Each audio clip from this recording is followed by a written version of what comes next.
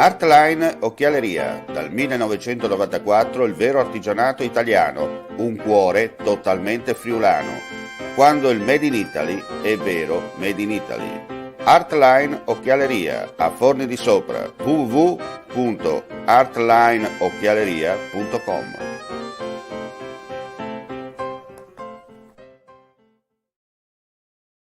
Legno Interni. Per la tua casa da più di 70 anni, qualità, cortesia e professionalità al tuo servizio. Porte interne, porte blindate, serramenti e accessori, parquet e pavimenti in legno, scale, soppalchi e molto altro ancora vi attendono presso la nostra vetrina espositiva di Via Brava 22, zona industriale Brava, a San Giovanni al Natisone, in provincia di Udine. Per maggiori informazioni visita il nostro sito www.legnointerni.com o passa a trovarci.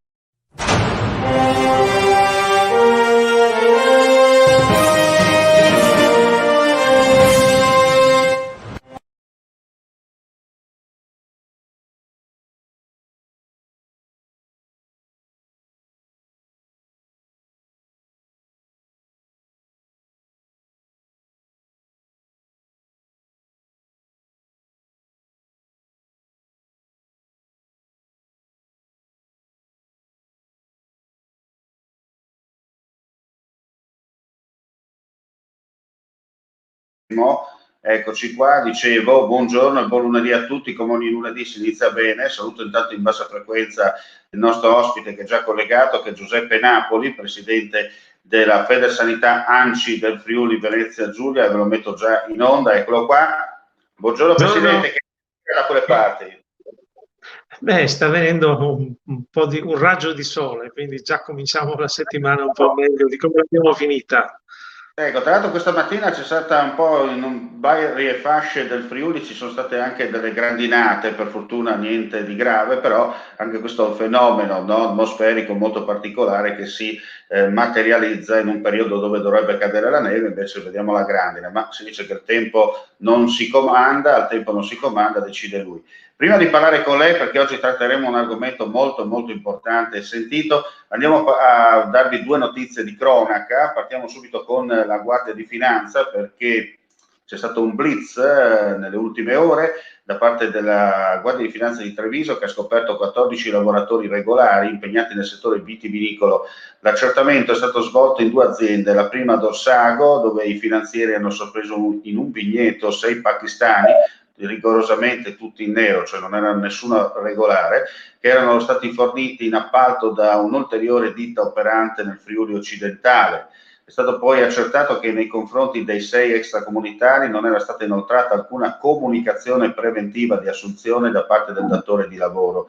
Il secondo intervento delle Fiamme Gialle è nato dal controllo alla barriera autostradale della 28 di Cordignano di un veicolo commerciale a bordo del quale viaggiavano un afghano titolare di una ditta di casier e 8 suoi dipendenti afghani e pakistani. Anche in questo caso le Fiamme Gialle hanno verificato che l'imprenditore straniero aveva impiegato per la potatura dei vigneti presso un'azienda agricola della zona 3 lavoratori privi di contratto di lavoro, copertura assicurativa e previdenziale, e 5 lavoratori la cui posizione di impiego è risultata essere irregolare, non avendo tra l'altro mai ricevuto una busta paga. Dei due ditte, di Pordenone e Casier, pertanto, oltre a vedersi contestate le sanzioni amministrative fino a 10.800 euro per ciascun lavoratore, sono state segnalate all'Ispettorato Territoriale del Lavoro per la sospensione dell'attività. Cambiamo velocemente argomento per dire che nella giornata di ieri qualcuno giustamente aveva aperto l'attività pensando insomma di essere tranquilli, perché dicono i bar sono operativi, sì è vero, però i locali pubblici, soprattutto discoteche e via dicendo, non possono tenere aperto in questi casi. E 5 clienti al titolare di un noto nightclub di Roveredo in Piano sono stati sanzionati Il tutto è accaduto intorno alle 16 di ieri, dove gli agenti della questura di Pordenone si sono recati dopo segnalazioni. Il locale chiaramente rientra nel DPCM come una discoteca o locale da ballo, avrebbe dovuto essere chiuso, invece il titolare ha pensato bene di tenere aperto. Gli agenti hanno trovato musica a tutto volume, ballerine all'opera. Sono scattate le sanzioni amministrative per il cliente che si trovavano all'interno e per il titolare. Non è stata disposta comunque la chiusura, perché il locale deve rimanere comunque chiuso in base alle normative per il contenimento della pandemia da Covid-19. Allora, torniamo col nostro ospite, perché abbiamo detto oggi avremo un importante argomento per parlare assieme, perché parliamo di case di riposo, Presidente. È stato un 2020 molto nero per quanto riguarda le case di riposo, e voi siete usciti come ANCI Sanità del Friuli Venezia Giulia, insomma in questi giorni, nelle ultime ore in particolare, siete usciti con un comunicato stampa per, tra parentesi, denunciare e spiegare un po' che cosa è accaduto in questo annus horribilis. Allora le passo subito la parola per raccontarci dalle sue vive parole quello che avete riportato per mezzo stampa. Beh, intanto grazie di ospitarmi in questo suo spazio, direttore, che consente di allargare il numero delle persone che sono informate rispetto a quello che sta succedendo, perché l'emergenza della pandemia non ha colpito evidentemente solo le strutture ospedaliere, e questo lo sapevamo tutti, ce ne siamo accorti, ma ha colpito molto pesantemente le case di riposo, tutte indistintamente pubbliche, quelle che in qualche maniera sono associate oramai a Federsanità ANCI, che è l'organizzazione che le raggruppa praticamente tutte quelle pubbliche, e le private, e anche le private convenzionate. Parliamo di circa 160 strutture in tutta la regione, parliamo di 14.000 posti letto, signori, non stiamo parlando di poca cosa, ovviamente ci riferiamo al pubblico e al privato, parliamo evidentemente di persone fragili che hanno avuto un impatto pesantissimo rispetto sia alla prima ondata, ma drammaticamente forse più nella seconda ondata della pandemia. Che cosa è successo? Che tutto il 2020, ormai ce l'abbiamo alle spalle e ci sembra passato, ha lasciato degli strascichi, non solo perché sono tanti i morti purtroppo che le persone, i familiari hanno dovuto piangere, ma ha lasciato anche una situazione di svuotamento di buona parte di queste strutture, perché evidentemente tra la mortalità, tra il blocco degli accessi legati al fatto che con la pandemia nessuno entrava, neanche i parenti potevano vedere i propri congiunti e i familiari. Quindi la situazione si è talmente complicata che alla fine del 2020 la situazione finanziaria di molte di queste strutture, parlo di quelle pubbliche che rappresento, evidentemente li ha indotti a fare una cosa sgradevolissima, cioè a dover aumentare le rette, a chiedere di mettere mano al portafoglio delle famiglie per poter pagare ancora le rette dei propri parenti. Certo. E allora noi abbiamo posto il problema alla regione, abbiamo detto: ma quello che è successo, lo svuotamento di buona parte delle strutture, è conseguenza della pandemia, è un evento eccezionale, non può essere scaricato sulla gestione ordinaria e men che meno sulle famiglie. E quindi abbiamo chiesto che ci sia un intervento a ristoro di questa situazione per consentire ai CDA, ai comitati di amministrazione, ai consigli di amministrazione e anche alle case di riposo comunali di non dover evidentemente essere costretti a aumentare le rette. Questo è il tema, e parliamo poi alla fine che chi paga tutte queste conseguenze sono i cittadini che hanno i parenti nelle case di riposo, che vedranno aumentate le rette, e le amministrazioni comunali, nel caso delle case di riposo comunali, che dovranno pagare con fondi propri e quindi con le entrate della fiscalità. Quindi io, Senta, cittadino... Presidente, una cosa importante è quello che sta dicendo lei, ma faccio una domanda così giusto per darle un ulteriore spunto, no, di replica.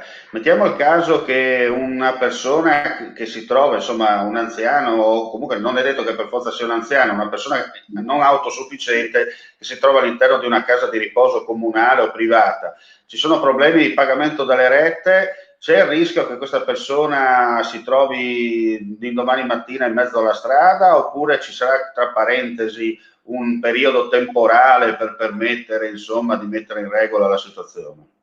Guardi, da quello che so io, difficilmente si provvede, come dire, a mettere in mezzo alla strada le persone fragili che sono già dentro in queste strutture.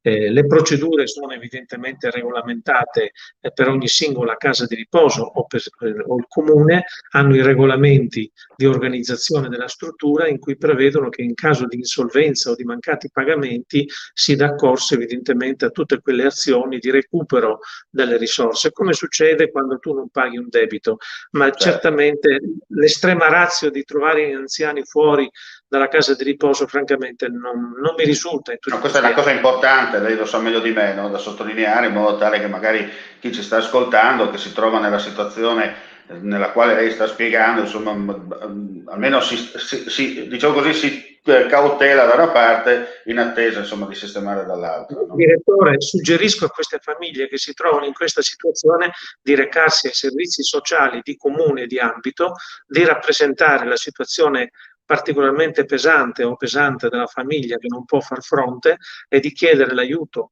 dei servizi sociali che hanno anche dei fondi che in qualche maniera possono servire per queste emergenze e poi vedranno i servizi sociali come ripianare, come riorganizzare, anche rimodulare il debito col cittadino. Credo che il punto di riferimento per ogni cittadino dovrebbe essere la famiglia prima di tutto e i servizi sociali subito dopo. Certo. Senta, Presidente, abbiamo parlato insomma della situazione, è stato veramente un annus horribilis, no? In generale, non solo nelle case di riposo, ma un po' per tutti. Ma in particolare proprio nella prima fase della pandemia le persone più colpite arrivavano proprio dai centri residenziali per anziani, no? Dove abbiamo purtroppo anche in Friuli, Venezia Giulia, vedevamo ogni giorno, io parlo anche a livello di lavoro, insomma arrivavano i comunicati stampa di molti decessi, no? All'interno di queste aziende specializzate proprio per curare le persone in difficoltà. Poi piano piano insomma la cosa si è un po' assestata, no? C'è stato purtroppo da marzo a maggio una sorta di, tra parentesi, mi sia consentito il termine, di carneficina, ripeto, tra virgolette.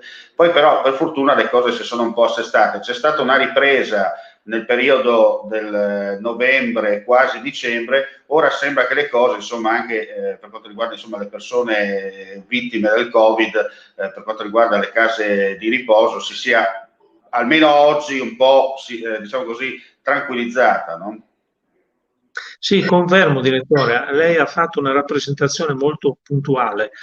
Possiamo distinguere in 3 fasi, l'ha detto lei molto bene.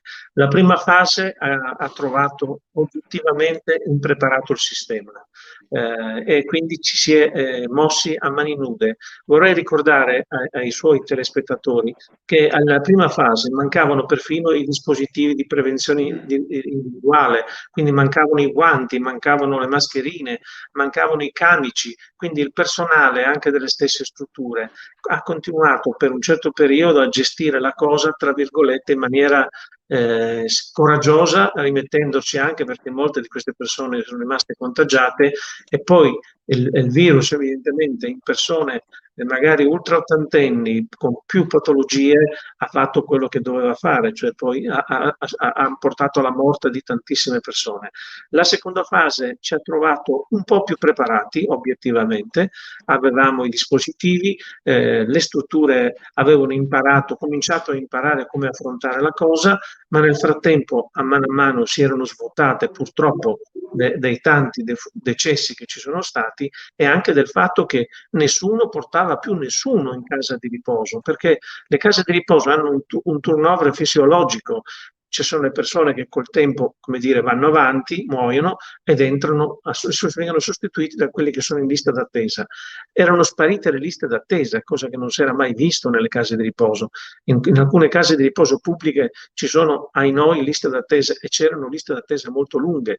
Perché? Perché i familiari degli anziani, legittimamente spaventati, non intendevano e non potevano più neanche portarli perché le strutture non accettavano più nessuno. L'ultima fase, che è quella attuale di cui stiamo parlando, evidentemente la situazione è oggettivamente migliorata, ma vorrei dire ai telespettatori che la situazione è migliorata per una cosa fondamentale di cui facciamo quasi fatica a parlare, il vaccino. I nostri anziani, se si salveranno, non sarà per la bravura di tutta l'organizzazione, sarà perché il vaccino li ha messi in sicurezza.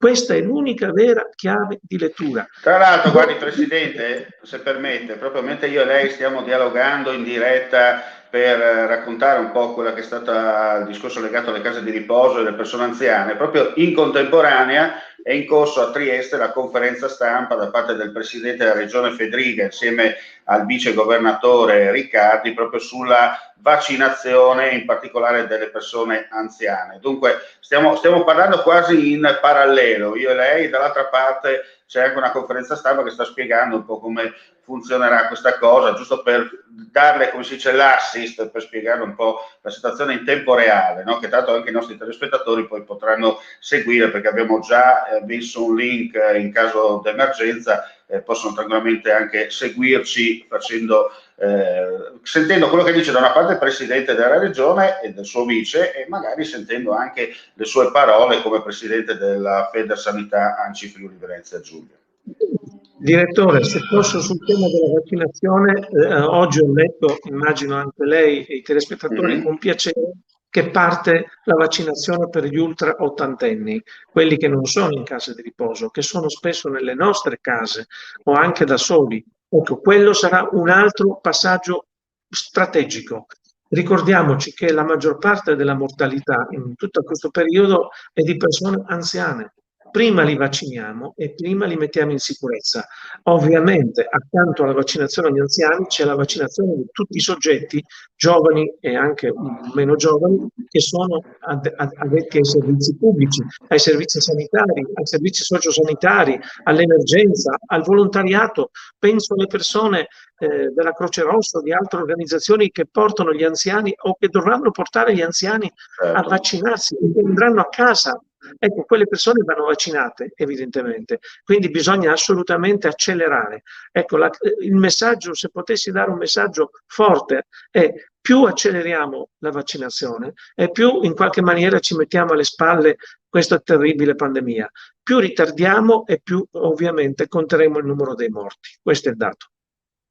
Io ringrazio il Presidente dell'ANCI Federsanità del Friuli Venezia Giulia, Giuseppe Napoli, che come sempre ci dà queste importanti news e soprattutto, come ha detto, messaggi chiari e trasparenti, nella speranza, insomma, che finalmente si passi, no, il guado dalle famose chiacchiere alla pratica, no? Perché purtroppo negli ultimi periodi, no, Presidente, lei mi conferma, no? Negli ultimi periodi purtroppo ci sono troppe chiacchiere da parte del palazzo e meno fatti, no? Perché purtroppo si fa campagna elettorale tutto l'anno alla fine, no? Che è quella che costa meno in un certo senso. Se ci fosse un anno sabbatico in cui evitiamo di fare campagna elettorale, se potessimo sperare come cittadini di avere un 2021 dove si mette da parte la campagna elettorale perpetua di questo nostro paese, probabilmente tutti si concentrerebbero sulle 3 emergenze, che sono quelle ben descritte dal Presidente della Repubblica. Sono l'emergenza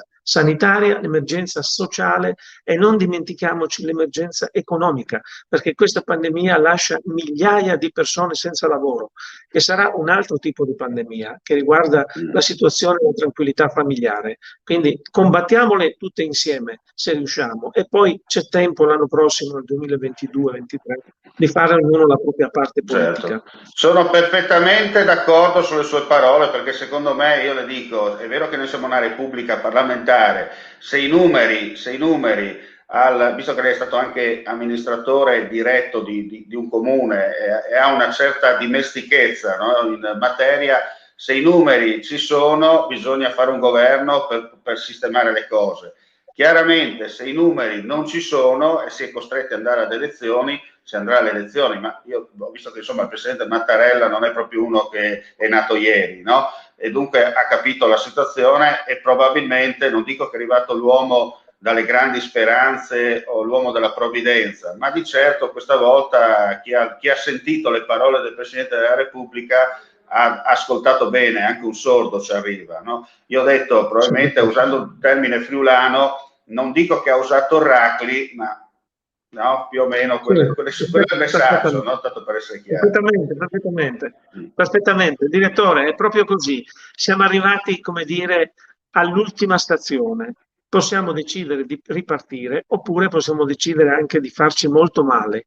Certo. Io spero che decidiamo tutti assieme di ripartire, perché sarebbe gravissimo che oltre a essere ricordati come un paese che ha fatto un debito mostruoso, fossimo ricordati come un paese che davanti al burrone ha preferito giocare ancora con, come dire, pseudo strategie politiche, dimenticandosi che dietro di loro c'erano 60 milioni di italiani. Certo, certo. Perfettamente d'accordo col presidente del Federsanità ANCI del Friuli Venezia Giulia, che ringrazio ancora una volta e auguro buon lavoro. Chiaramente, presidente, come sempre, se lei ha delle news da raccontarci, sa dove trovarmi, sa dove citofonare, come si dice in questi casi, e in base agli spazi, insomma, cercheremo di dare il giusto diritto perché lei lo sa meglio di me, la carta si scrive, la TV si ascolta e si vede, no? Soprattutto se si è in diretta, senza trucco e senza inganno.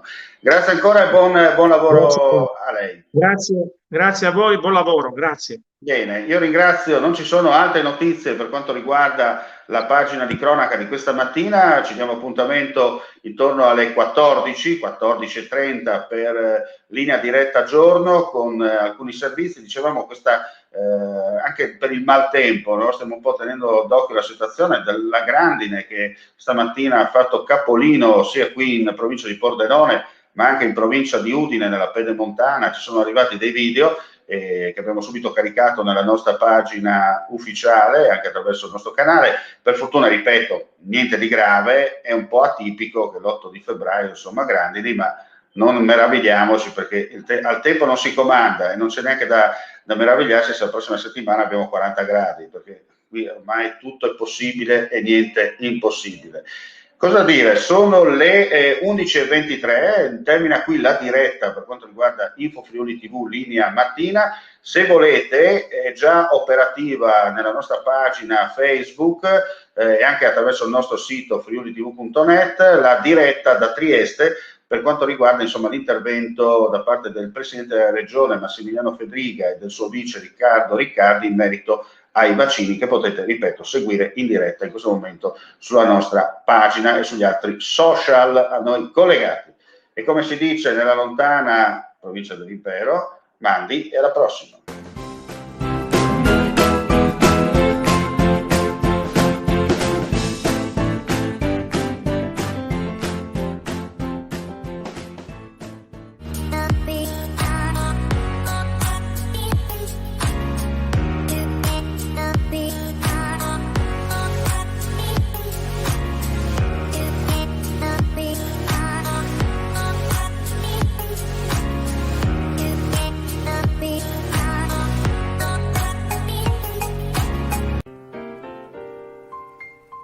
Artline Occhialeria, dal 1994 il vero artigianato italiano, un cuore totalmente friulano. Quando il Made in Italy è vero Made in Italy. Artline Occhialeria, a Forni di Sopra, www.artlineocchialeria.com.